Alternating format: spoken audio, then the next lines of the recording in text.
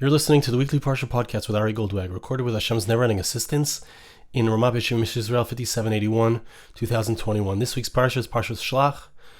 And before we get into what I'd like to share with you today, I just want to ask you once again, my crowdfunding for my new album is coming to an end in just a few days. I'm already at over 68%, $21,000 almost raised out of 30,000 goal. arigoldwag.com/new album. If you believe in this message, music is one of the most powerful ways to communicate that message. So head over there and help me create more great music. All right, thank you. Now, let's get into this medrash. I'd like to share with you a beautiful piece in the medrash in our parsha. The medrash is talking about the meraglim, these men that were sent, Kadosh Baruch Hu told Moshe Rabbeinu to send these people to be the messengers for Klal Yisrael, to look at Eretz Yisrael, to get the lay of the land, to understand who's there, to know what they're up against, so that they would be able to have, it's very interesting, they would be able to have the proper bitachon. You can't have bitachon in HaKadosh Baruch Hu that He's going to help you unless you know what you're up against. That's what we see here. But, as we all know, the mission was bungled. The mission was messed up because of their Torah sign, their negative view. Let's see the medrash, and there's some amazing things that we can learn from this medrash. Vayomer leim alu ze b'negev. Moshe Rabbeinu said to these malachim, the word messengers could be a shliach, a malach. These are all words for messengers. So they were sent as messengers, Shlach lecha anoshim, right? And Moshe Rabbeinu says to them, go up from the south of Eretz Yisrael. And I'm going to read this medrash. If you look at it inside, so you'll see I'm going to read it slightly different than it's written. There's different girsas in the medrash, different versions of how it should be read. I'm going to go with this version. Amar Berachia Hakayim Berebi. Im shayu oilim matzu shleish bnei anokim. Berachia Hakayim says the name of Rebbe, that as they were going up, so the first thing that they saw, they came up from the south. As they were going up, they saw these three sons of the giant. Sham Achiman, Sheshai v'Talmai. Who is there? These three giants, Achiman, Sheshai, and Talmai. Lama nekra shmei Achiman. The Medrash here brings, it's also a Gemara. Why was he called Achiman? Shaya oimer achai ma yovo yalai. Achiman was a very brazen individual. He said, my brothers, who's going to come up against me? He was very prideful. He was very powerful. He knew that he was strong. He said, who can fight me? That was his name, Achiman. Sheshai, the second brother, Sheyabari Kashayish. He's called Sheshai because he was as strong as marble. He was tough. Talmai Sheyaoisa Talamim Ba'aretz. It's called Talmai because whenever he would walk, he would create ditches in the earth. A Talam is a ditch. He was such a heavy person. Boom! Every time he would walk, boosh, boosh, they would make ditches in the earth. Yilidei ha'anak. They were the children of the giant. Shra'u shaya oinek as a shemesh. They saw him. They saw the father, the giant, that he was so tall that the sun, when he would stand in front of the sun looked like an ornament around his neck. When the meraglim saw these three giants and their father, so they became fearful. That's why they said, they're too strong, mimenu, which we would normally translate as, they're too strong for us. But the Medrash says, the word doesn't mean from us, it actually means from him. They're stronger than him. Reish Lakish says that they actually spoke heresy over here. They were shooting arrows, so to speak, at Hashem. They were saying that these giants are too great for God. God was able to, overcome the Egyptians. He was able to overcome Pharaoh, but these guys are too big for God. Chas v'shalom. So because they said that, that's why the result was terrible decrees. Kadosh Baruch Hu Amar LeYirmiyah, What did God say to Jeremiah the prophet? Lechem or lehen, enatem yedim ha'atzeis mipichem. Go say to them, this is a verse in Jeremiah chapter 11, verse 16. Go say to them, you don't know what you just spoke. You don't understand what's coming out of your mouth. L'kol hamula gedola shamartem. This great confusion that you spoke about, this great confusing speech that you made. Magaram talasmechem, you don't realize what it caused. Hitzisem eish alechem, you sparked a fire upon yourselves. Yem lashana tzesuas avanasechem. Each day that they were there, 40 years, the Jews would be wandering around the desert. Why? Because of the 40 days. The 40 days that the spies went through the land, saw all of the negative things that they saw, and brought this negative report back to the Jewish people. I want to pause here and ask a question, which I believe perhaps we can see a very deep answer to. It seems unfair. If it's midah keneged midah, usually a measure for measure means, if I did something wrong, I get back what I did. They walked around for 40 days. Why is Klal Yisrael doomed to wander the wilderness for 40 years? It doesn't sound like it's measure for measure. Hard to understand. But the measure says this. And interestingly, as my son Moshe Dov pointed out, Hitzisem eish alechem, they sparked a fire. Listen carefully to this, because this is an essential point. They sparked a fire. When I think about it, when a person starts a fire, Chas v'shalom, heaven forbid, a forest fire, a fire that consumes, in the olden times, all the houses were made out of wood. Fire could consume all of the houses in a village. That little spark has the ability to cause a much bigger damage. Just a little spark causes a great damage. Those 40 days caused 40 years of damage to the Jewish people. Okay, hold on to that thought. But that's what we see in this verse.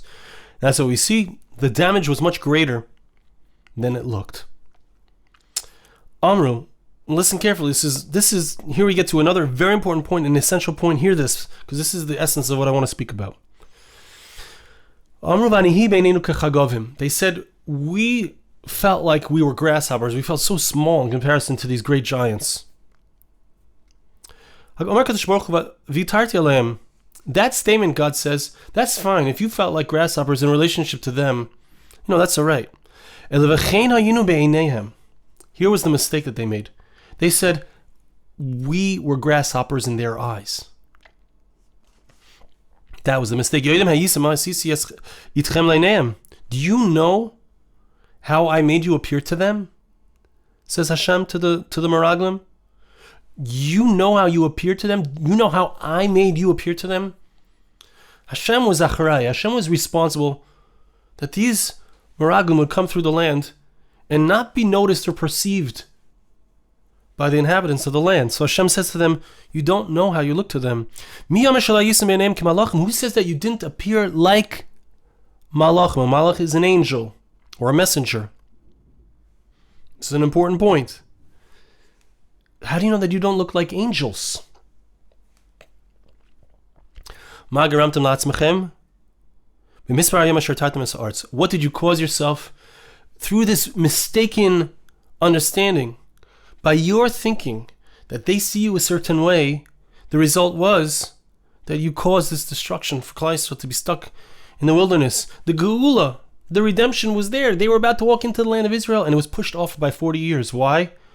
Because of how they saw themselves. Not just how they saw themselves, how they thought that the nations of Israel, who lived in Israel at the time, how they perceived them. That resulted in this negative outcome for the Jewish people. Okay, so just the point here that I want to focus in on is they could have been malachim, they could have been angels, they could have been true messengers of God.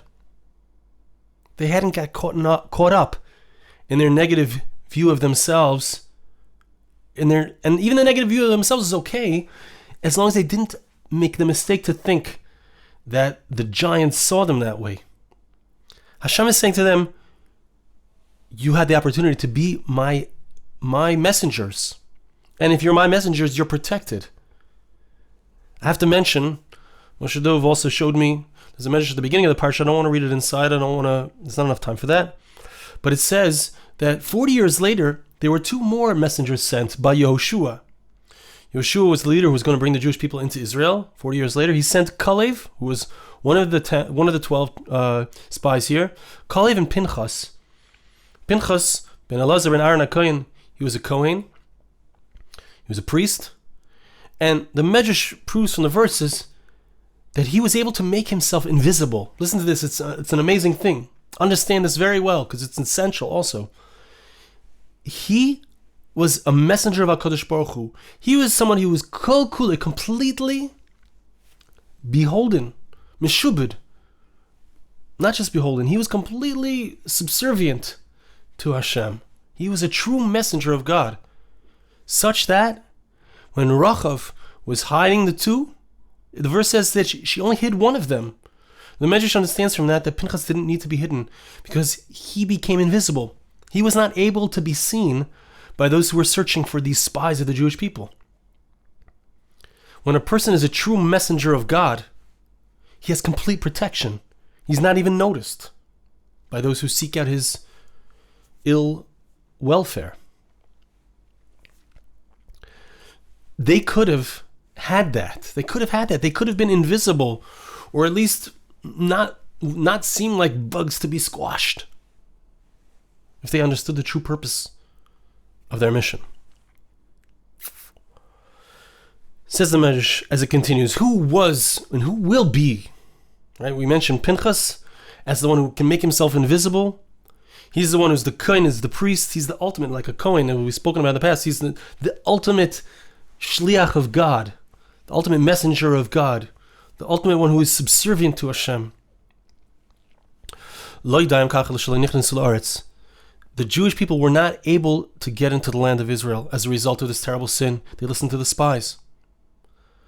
Amar HaKadosh Baruch Hu Yisrael, says God to the Jewish people.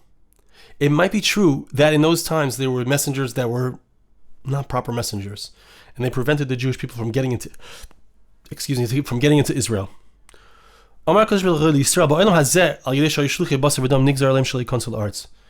Since these were human messengers with human foibles who made human mistakes, they're not going to get it. That's why they didn't get into the land of Israel. Before Mashiach comes, in the world to come, interesting language, I'm going to send to you a malach, an angel, a messenger. Suddenly, he's going to clear out the way so you can walk in. The purpose of a messenger is to prepare the way for the Jewish people to be able to enter into Eretz Yisrael, to the land of Israel. Who is that messenger? Shenemar hineni shalech malachi ufina derech lefanai. Verse says in Malachi, chapter 3, verse 1, I'm sending my angel, God says, and he will clear the path before me. Suddenly will come to the Heichal, to the divine place, talking about the Beis Hamikdash. Hashem is going to appear. God is going to come down suddenly. But before he comes suddenly, this is how the Marzu explains this piece in the Medrash. Before he comes down suddenly, he sends an angel. The angel, as the Marzu explains, is mentioned later in the verses. Eliyahu Hanavi. It's the end of the chapter there in Malachi. I'm sending to you Elijah the prophet. Before that awesome day comes, that God reveals himself. Eliyahu Hanavi, which our sages tell us, is the same person as Pinchos. He lived forever. He's still around today. He's called the Malach HaBris. He's called the angel of the covenant. Eliyahu Hanavi is the ultimate angel, the ultimate messenger of God. He speaks on behalf of God. He's completely subservient to God. He's the one who comes at the end of time. He is the true messenger that God sends himself. He's like an angel. The Jewish people will receive that messenger. We'll find out Mashiach is about to arrive, and God will reveal himself for all the world to see. What is the Medrash saying here? What is the deeper message of this Medrash? There's 2 types of messengers. There's a messenger who does it. Maybe they're paid to do it. Maybe they have some ulterior motive for doing it, but they're not doing it because of me. They're doing it for some reason inside of themselves. And if something crops up, their own motivation is going to take over. That's what happened with the Meraglim. They were not true messengers to the one who sent them. They didn't feel like they were being sent by God. They didn't have that focus that, hey, what we're after is to bring the Jewish people into Israel. We are certain that God is going to bring us into Israel. They had these outside motivations. Hey, when we get into Israel, we're going to lose our positions of power. They just cared about themselves. The true messenger of Hashem, the true malach, he's called a malach. The Medrash earlier, in the first section over here, it says that the Nevi'im were called malachim, the prophets were called angels, true messengers of God. The Gemara, Talmidei Chachamim are called true messengers of God. The Torah scholars, the sages are called messengers, malachim, angels. Why? Because they're completely filled with focus on what is God's will for me, for others. Where are we headed? That's all they think about. Their complete focus, all they care about is the will of God and how can we bring about greater kavod shamayim, greater honor to heaven. You see in this medrash where our focus needs to be, where we need to be headed, what we need to be thinking about. And it's very powerful to me and interesting to me that the focus of this whole story, the description of these events, the focus here is getting to Eretz Yisrael. The representation, I would say, of the will of God, the Geula, the redemption, is represented by walking into Israel, wanting to get into Israel, caring more about getting into Eretz Yisrael than caring about my own desires and needs for honor, for success, for wealth. That's what it seems to say. That's what the story seems to say. The Torah expects us to put our she'ifa, our desire for Eretz Yisrael. And it might not be possible to get here yet for you or for many others. But there should be a she'ifa. This is where I want to be. I should be davening. I was saying to my son, if you can't be here, you can't be here. There's a lot of Jews who live outside of Israel. But the she'ifa, Moshe Rabbeinu, he prayed 515 times. He couldn't come. He couldn't get into Eretz Yisrael, into the land of Israel. 550 times by Eschanan. He couldn't get in. He kept davening. That's what we should be desiring. The desire for Eretz Yisrael represents the desire to do the will of Hashem. That's what a true malach is, a true angel, a true messenger of God. His focus is, how can we get into Eretz Yisrael? How can we get in to the land of Israel? And as the Gemara says, not just because we want to see the beauty of the land, because this is our, we have a Jewish nation, we have an army. Nothing to do with that. Eretz Yisrael is where I can do the mitzvahs. I can't do Trumas and Maisus and Chutz La'aretz. I don't have a mitzvah of Chala. In Chutz La'aretz, it's the same level as Israel. I can't do the mitzvah of Shemitah in Chutz La'aretz. There's so many mitzvahs you can't do if you're not here. Where's our subservience to God? And if not in deed, at least in she'ifa, at least in desire. And I have to share with you something that Moshe Dov, my son, said again. And that is, and if you live in Eretz Yisrael, do you have a she'ifa to go to Yerushalayim? Do you have a desire to go to the Kaisel? Do you wish you could be there? Maybe you can't. Maybe your car is broken down, which my car was for the last few weeks. Baruch Hashem, it's fixed. I'm going today to bring my son back to yeshiva. He had a orthodontist appointment. We're going to bring him back to yeshiva in Yerushalayim. Do we have a she'ifa to be in a place of more kedusha, of more holiness? Because that's what separates a true malach, a true messenger of God, from a person who seems to be doing the will of God, but really just cares about themselves. Where's my she'ifa? Where's my belief? People say I can't get into, people say it's hard to live in Israel. Parnasa, chinuch, this reason, that reason. The Meraglim also had reasons they felt they would lose their positions of power. If I live in Israel, I can't really accomplish as much as I could accomplish outside of Israel. And that may be true. But what do we care about? Or what's our she'ifa? What's important to us? Ourselves, our own honor, our own vision of the way things are supposed to be, the way Yiddishkeit looks, or what the Torah says. The entire Torah is Lech lecha me'artzecha. Avram Avinu, leave your comfort zone.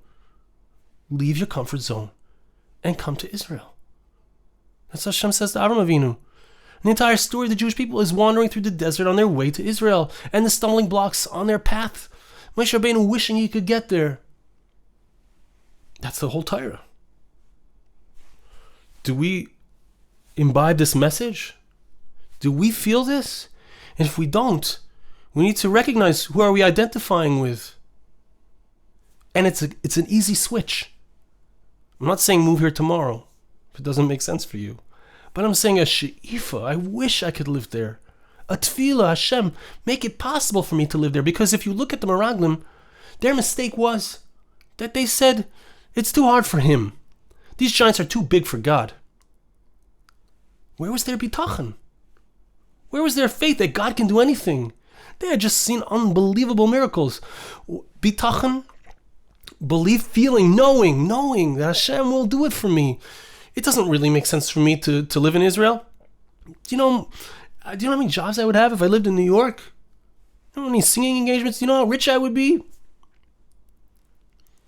I don't relate to the Israeli mindset, the music that they like. You know how hard it is? But this is my place, and I'm going to make it here. I have bitachon. Hashem's going to take care of it. I know He will. That was what was missing in the Meraglim. She'ifa, bitachon, desire. Where do I want to be? Where do I want to be? I'm sure I've mentioned this before, but my great-grandparents were Zionists. They lived, my Saba Yosef Yitzchak Streisand, he lived in a town called Brizhan. He was a Zionist. My Bubby and Zaidi, they moved to Israel, to Palestine in the 1930s, and they didn't live here very long. They couldn't make it. But my great-grandfather and my great-grandmother and my Bubby's sister moved here to Israel with their help, with my Bubby and Zaidi's help. And even though my Bubby and Zaidi moved to New York, they always had a she'ifa. They sent my father to schools and camps that focused on the importance of Eretz Yisrael, of Israel. And eventually my parents moved here for a short time. Didn't make it, moved back to America. But always in my heart, I knew I'm going to Eretz Yisrael. I knew that. It was a she'ifa of my Bubbies. My Bubby and Zaidi. It was a she'ifa of my Alta Bubba, my Alta Zaidi. It was their desire. They didn't. My Saba Yosef and my Bubby Rachel are buried here in Israel. They got here and they stayed here, but eventually their great-grandchildren are here. Is that our she'ifa? Where do we want to be? Do we believe that we can make it? Do we believe that our bitachon is strong enough? Are we true messengers of Hashem? That's the choice that we have each and every day, which I think is something that can be expressed in our desire. Where are we headed? What do we think is possible? What do we know is possible? Do we desire to be in Yerushalayim? Do we want that place of greater Kedusha? Do we want Beis HaMikdash? Are we wondering how it's possible? If we're friends with Arabs, how can making peace agreements with them, how is it possible that we're going to get a Beis HaMikdash on Har HaBayis? Does that bother us? It bothers me. What's our she'ifa? What are we hoping for? Are we still stuck thinking like our children and grandchildren, like our great-grandchildren are going to live in America? Or is our she'ifa that we should live in Eretz Yisrael? Our children should live there. Our grandchildren should live there. Where are we headed? Are we headed for greater Kedusha? That's what this medrash is demanding of us. That was the mistake of the Meraglim. Their personal preferences were more important than a deeper she'ifa for Kedusha, a deeper desire for holiness, a deeper desire for connection to God. Are we, to quote a phrase from my youth, are we on the road to Yerushalayim? Are we headed towards Yerushalayim, to HaKadosh Baruch Hu's open arms? Are we waiting for Eliyahu Hanavi, the true Malach, the true messenger of God, who's completely subservient to God? Are we waiting for him to announce the Geula? That is a question I think we need to ask ourselves. And we need to strive for. And need to be shayif, desire. And if we don't have that, maybe we need to daven that. Maybe we need to want. If we don't already want. Maybe we need to daven that Hashem should help us to want that. Or maybe we already want that and we need to daven that it should happen. Or maybe even deeper, we can have bitachon that it will happen. Might not know how, but that it will happen. I want to bless you, and I ask you to bless me, that Hashem should help us to understand the importance, the beauty, the chashivus, the kedusha, the holiness of the land of Israel. And when we are focused on that, that's important to us. We draw more holiness into ourselves. Hashem should help us that should be our hope and our goal. And we should be true messengers of Hashem, of God. And in that way we should merit to come back to Eretz Yisrael, to hear the shofar blowing, Eliyahu Hanavi, to see the man himself as he's mavasser the Geula, as he heralds the redemption. Thank you so much for listening. Have a wonderful Shabbos. This podcast was made possible through the gracious donations of listeners like you. For more podcasts like this, please visit www.arigoldwag.com or search on iTunes Ari Goldwag.